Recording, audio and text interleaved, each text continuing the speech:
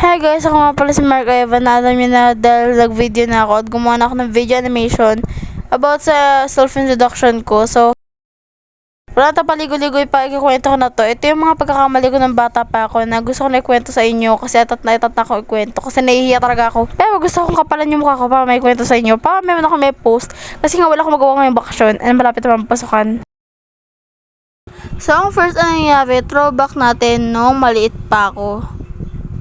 Yung chok na maliit to. Mukhang musmus na patagat lang. Napadaan kasi ako sa kusina and nakita ko din yung mga ingredients para sa lutuin ni mama.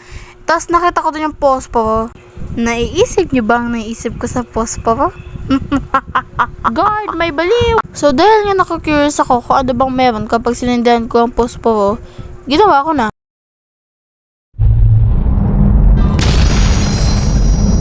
Pero syempre, joke lang yun. Ito talaga yung nangyari. O, diba? Kasi mga bata dyan na mga gustong maglaro ng apoy, wag nyo na ituloy yan at saka wag nyo gawin yan kasi ano yan be, hindi yan maganda be. Mutik na magkasurog sa amin nung ginawa ko yan. Kaya ang moral lesson sa una nating story ay wag kayong maglaro ng apoy. Mutik na ako mapaso. No, actually napaso nga ako eh. Pangalawa ko na may kukwento is nangyari ng grade 4 ako. May visitation kasi namin doon. Tapos, yung sinagot ko is sobrang layo. Okay class, ano ang nilalagay sa biodegradable na basurahan? Eh ako, as sa batang uhugin, nagtaas ng kamay kahit mali naman yung sagot. Bomba! At ang batang to, pwede kaya to sa pakit.